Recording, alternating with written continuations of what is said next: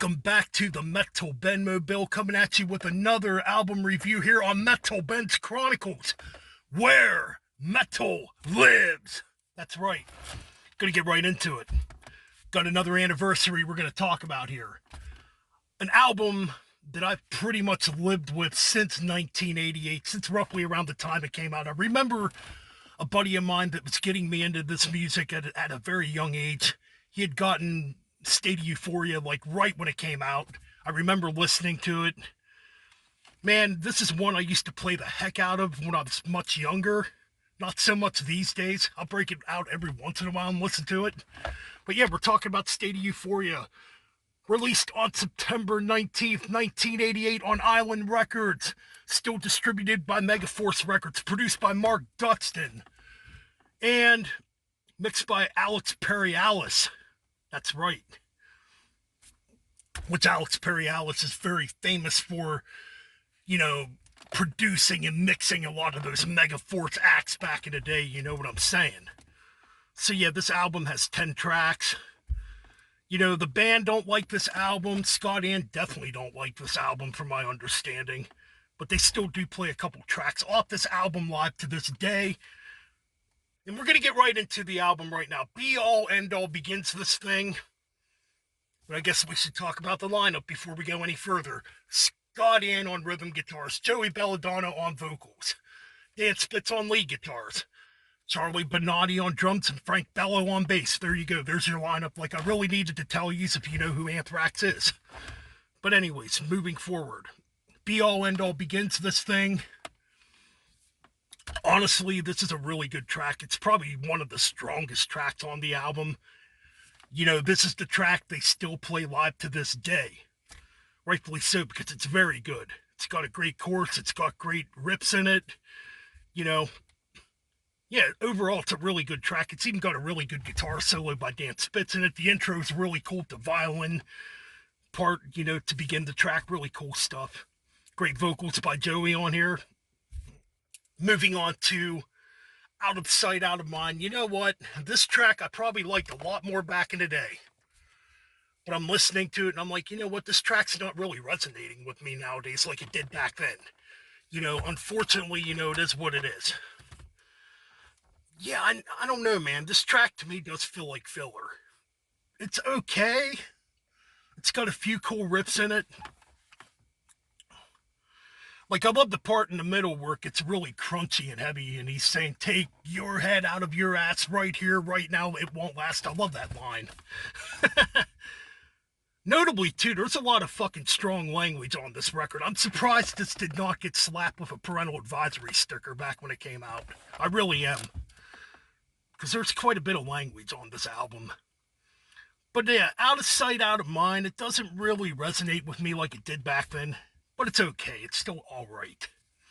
Make Me Laugh. Track number 3. Really cool song. I like this one. I love the intro to this track still. It's very dark. I love those, dark harmony guitars in the beginning. Kind of Sabbath-like a little bit in the beginning, I guess. But then it gets pretty thrashy, Okay.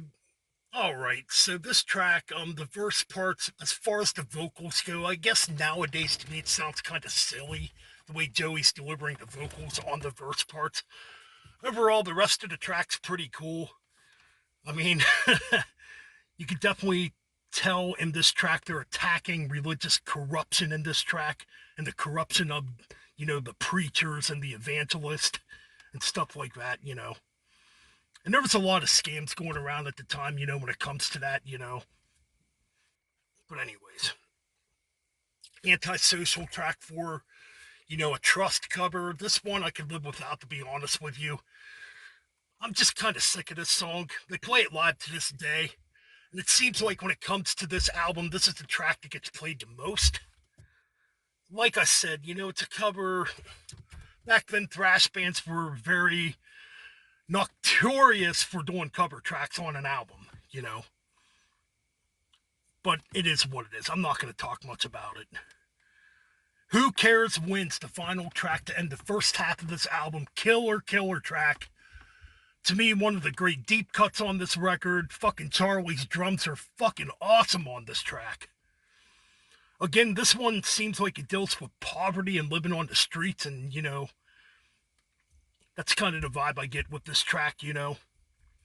It just seems like it's about, you know, poverty, living on the streets, starving to death, you know what I'm saying? But it's a cool track. I really like this one. Then we flip it over to Now It's Dark, one of my favorites on the album. There for a while, it seemed like back, you know, in the early 90s, they played this a lot in their live set. And I don't think they do nowadays, which sucks because to me it's one of the best tracks on here. I love this track. Frank Bello has some really cool bass on this track. I love the intro to this track, you know, and the lyrics. Wow. Yeah, this one definitely has the F-bomb in it quite a bit.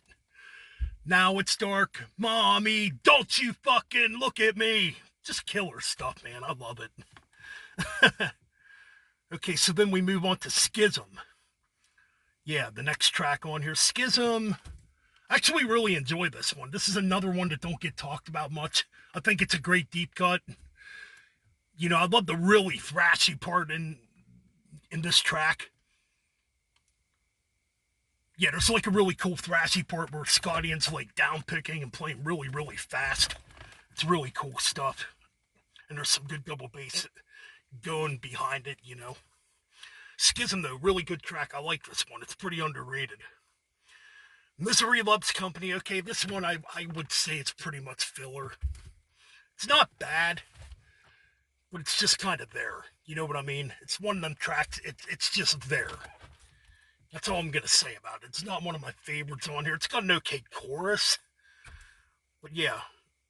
Then 13. Do I really got to talk about this one? This one's just a stupid 1 minute and like 30-second long track here.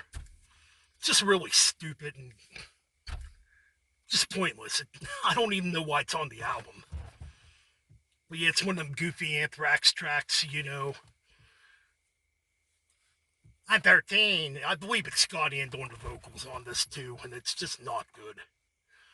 Finale ends it though, and we end it strong. Okay.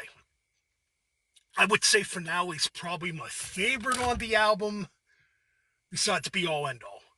I think Finale's freaking awesome. This one has some great riffs in it. Probably the best riffs on the album if we're going to be serious. Over, finished, gone, done, out. You know, just a killer track. I love the ending too, where it gets like faster and faster. Just good stuff. So that's basically State of Euphoria for your 35th anniversary, you know. Like I said, back in the day, I probably appreciated this album much more compared to today. I still like it. There's stuff on here I still enjoy. But to me, today, I would give it maybe a 7.5 to an 8 out of 10. I'll go with 8 out of 10. I'll give it an 8 out of 10. That's my score. Like I said, it's still pretty good. But there's stuff on here that's definitely filler. And I could see why a lot of people would say, you know, this is definitely probably one of the weaker Anthrax albums. It's definitely weak when you're comparing it to the first three. Come on now. Fistful of Metal, among, you know, Spreading the Disease, Among the Living. Those three albums blow this away, by far. And, you know, apparently the band was being rushed to get this out at the time. And, you know, Scott Ian claims it wasn't finished. Maybe listening back to this, back then I couldn't tell the difference. Maybe now I can kind of tell the difference. Because something like 13 should not be on this album. Come on. I know Anthrax has always did funny shit, but, you know. Anyways, 8 out of 10. That's my review of State of Euphoria for its 35th anniversary. Like, comment, subscribe. We're like literally only 2 subs away from 800 subs. And if we get there by Friday, there's definitely going to be a celebration live stream going on, believe me. Probably Saturday night, to be exact. But anyways, that's it for this review. Keep it metal and keep on banging those heads.